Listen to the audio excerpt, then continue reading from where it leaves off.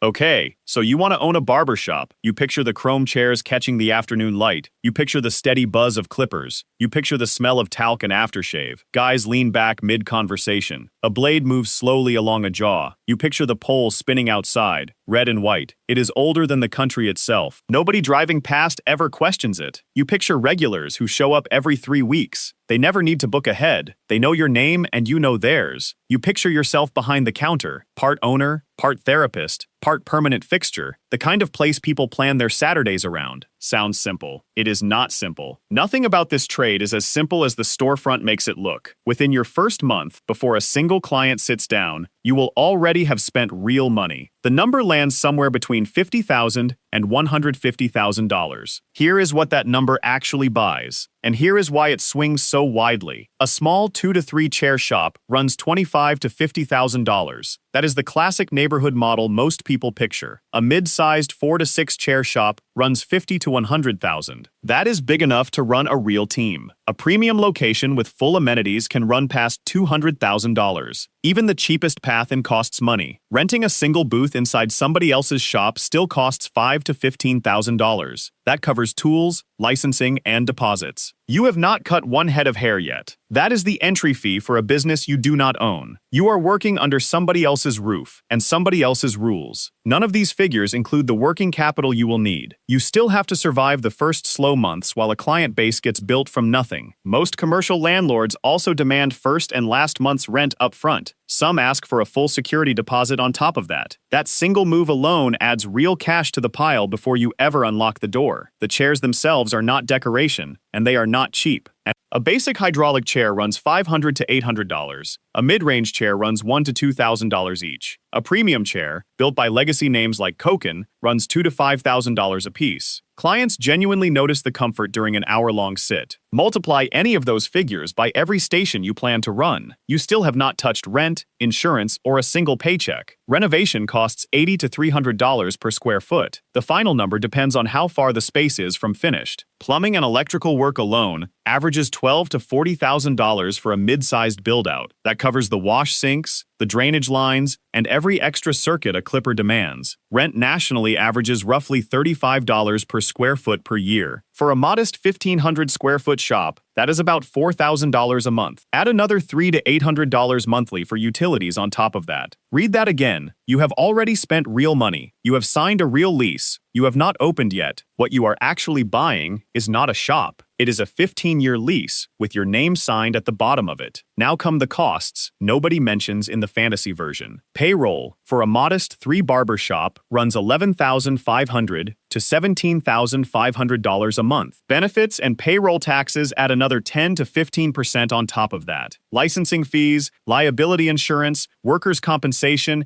and sanitation permits all land on your desk first. All of it arrives before a single paying client sits down. Most first-time owners budget carefully for the chairs and the sign out front. Almost none of them budget properly for the payroll obligation. That obligation starts ticking the day the lease is signed, whether anyone has walked through the door or not. This is the part that catches new owners off guard every single time. You are not opening a shop first and hiring a team once business picks up. You are hiring the team and signing the 15-year lease and buying every insurance policy all at once. It is a bet that customers will eventually follow. There is no soft launch in this business. There is only the full weight of the obligation landing all at once on day one. The business owns you before you own a single client. Every barber you hire also has to clear a state licensing bar first. Most states require somewhere around 1,500 hours of training. A handful require as little as 1,000 hours. Others demand up to 1,800. Barber school tuition alone runs $5,000 to $20,000 per student. That is not your cost directly, but it shrinks the entire pool of qualified barbers available to hire. Every experienced barber who walks in already has real leverage over you. He knows the shop needs him more than he needs the shop, and both of you know it. That leverage shows up at every single negotiation from day one forward. It quietly and permanently shapes every single number that ends up on the page. There are currently 131,077 barbershops operating across the United States. the hair care services industry is worth roughly $20 billion a year. That sounds like a healthy trade from a distance. Up close, the survival numbers tell a colder story. According to the Small Business Administration, roughly 20% of new personal care businesses close within their first year alone. By the 5-year mark, that failure rate climbs to nearly 50%. Those are the same coin flip odds as almost any other small business, dressed up in a nicer storefront. Some owners who technically survive those 5 years are not actually winning either. Owners of struggling shops have reported running an 18-chair operation, generating $22,000 a month. They personally kept almost none of it after every fixed cost was paid. A shop can stay open, stay busy, and still fail its own owner in slow motion. That failure can run one thin month after another, for years, before anyone outside notices. There is also a legal wrinkle. Almost nobody researches before signing anything. Some states, including Pennsylvania and New Jersey, forbid booth and chair rental entirely. That quietly forces every owner in those states into the commission model, whether they want it or not. Get the classification wrong anywhere else, and there is real exposure. Treat a commission employee like an independent booth renter on paper, just to save on payroll tax. You are one audit away from back taxes, penalties, and a labor investigation. The paperwork underneath the poll is stricter than the poll ever lets on. Here is where it gets interesting. Once the shop is finally open, the money comes in through exactly 2 structural models. Almost nobody outside the trade fully understands the real difference. In booth rental, each barber pays you a flat weekly fee for the chair. That fee usually runs $220 to $225 nationally. It can climb past $400 a week in dense urban markets. In exchange, that barber keeps everything else they personally earn, tips included. You are, in this model, functionally a landlord who happens to know how to cut hair. In the commission model, you pay the barber a percentage split instead. That split is commonly 60% to the barber and 40% retained by you. It can shift to 70-30 for senior talent with an established following. You are, in this second model, functionally an employer. You are responsible for their schedule, their tools, their training, and their week-to-week consistency. Both models look identical from the sidewalk. Neither one is actually the business the sign out front implies. One is a small real estate operation with a pole bolted on for atmosphere. The other is a payroll company that happens to specialize in cutting hair. A single haircut is the floor of this business, not the ceiling. The national average price for a men's haircut sits at roughly $43. The Bureau of Labor Statistics tracks median barber wages at $18.73 an hour. On its own, one haircut barely covers rent, product, and the barber's own cut of the ticket. The revenue itself layers on top of the base haircut, if the owner actually builds those layers. Hot towel shaves, beard trims, kids cuts, and membership subscription plans all sit on top of the core service. Roughly 55% of shops now offer some version of these add-ons. A full grooming package bundles a cut, a shave, and a scalp treatment. It can push a single ticket to $50 or even $100. That only happens if the shop actually markets it.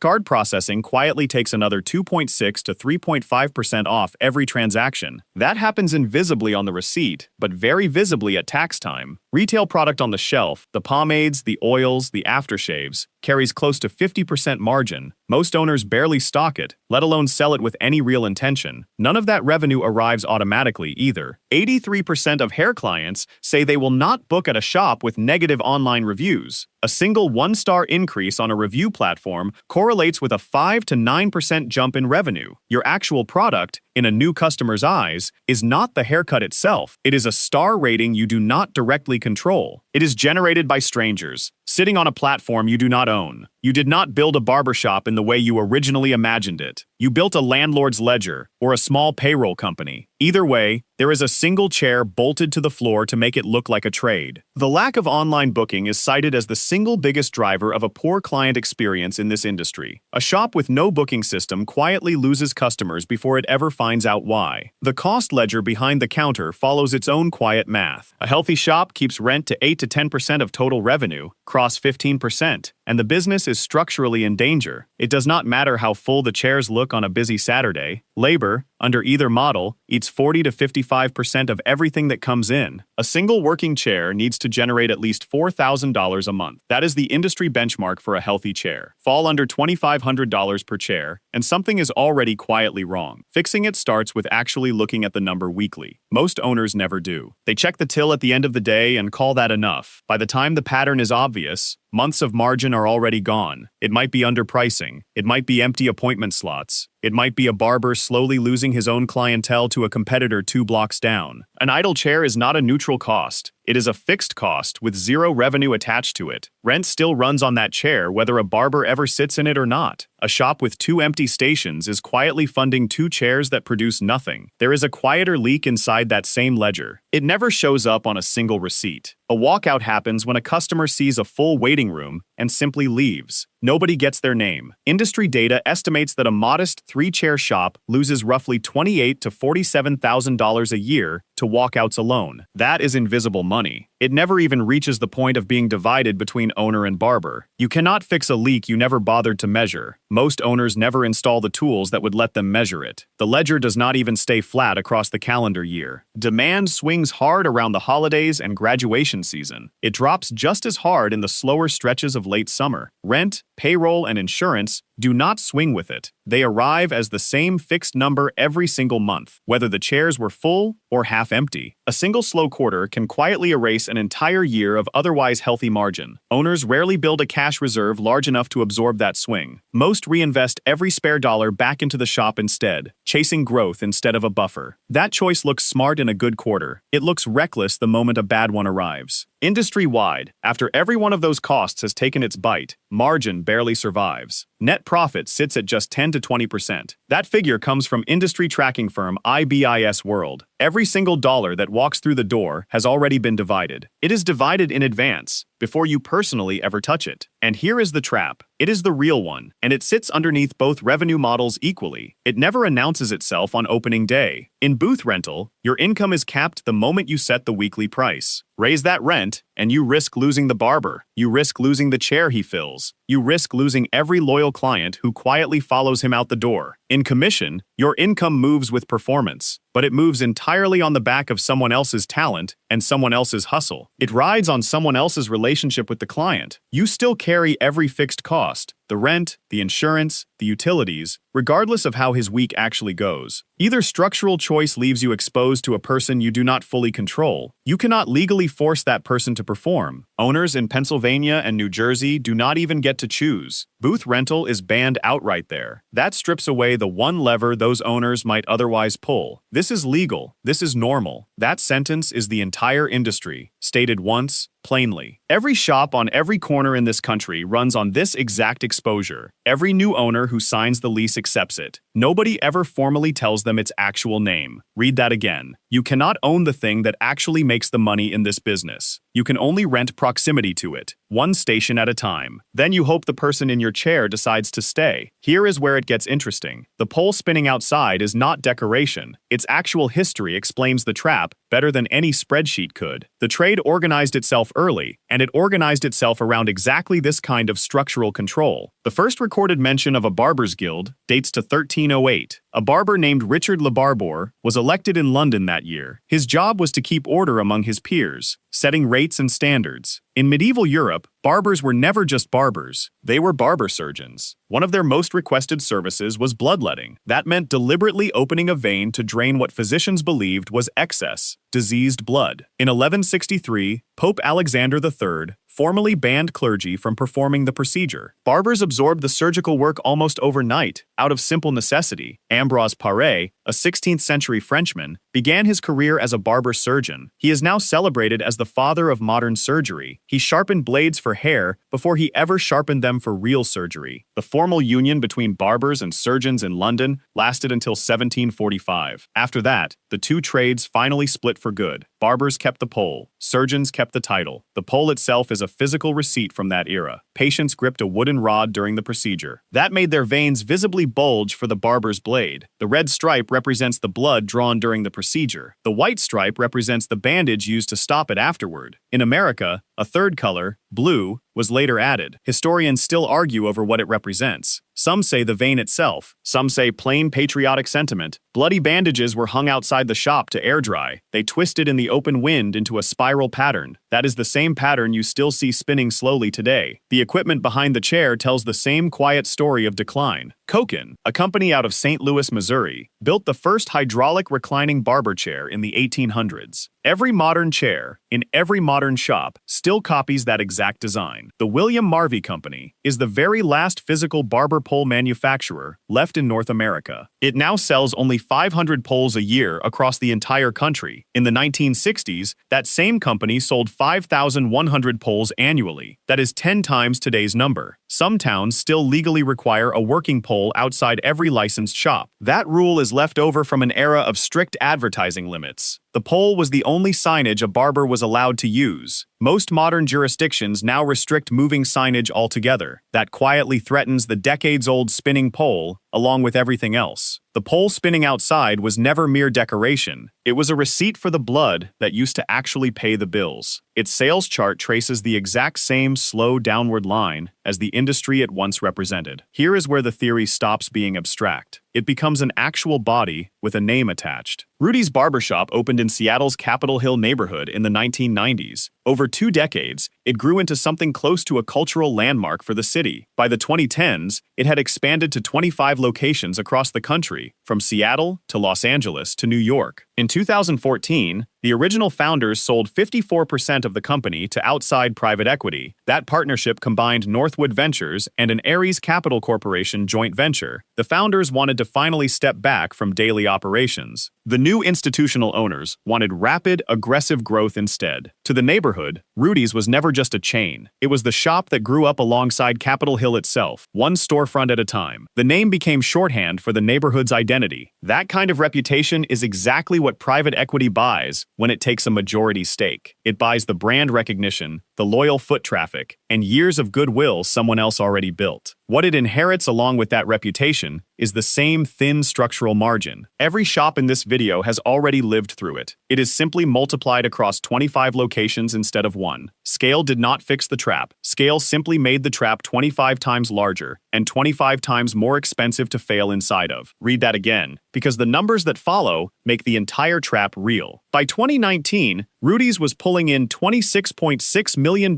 in annual revenue, and in that exact same profitable-sounding year, the company still lost $2.142 million. The year before that, in 2018, it lost $2.275 million, an even larger hole. This was never a company hit by one unlucky quarter. This was a company quietly bleeding cash for years, propped up by a scale it could no longer actually afford. Then came March of 2020. State health orders shut down every barbershop in the country almost overnight. Rudy's revenue, in the company's own bankruptcy filing, is described as having completely evaporated overnight. On April 2, 2020, Rudy's Barbershop Holdings formally filed for Chapter 11 bankruptcy in Delaware. Court filings listed total company assets of only $100,000 to $500,000. That was set against total outstanding debt between $1 million and $10 million. The company owed over $100,000 to a single hair product supplier alone. It owed another $90,000 directly to American Express. 600 employees waited anxiously through the spring to learn whether their jobs would still exist by summer. Most of them had no equity in the company they worked for. They had no ownership stake in the brand they had spent years building loyalty around. They only had a paycheck, depending entirely on a lease and a balance sheet they never saw. Most of the workforce was immediately furloughed once the shops closed. A small subset kept working, staffing a location inside a Microsoft Office campus. Their pay came through a reimbursement arrangement with Microsoft itself, not from Rudy's own revenue. Even that detail says something about how thin the underlying business really was. A company that size, with that much revenue, still needed outside help just to cover part of its own payroll. The original founders eventually bought their own company back out of bankruptcy. The price was roughly $2.5 million.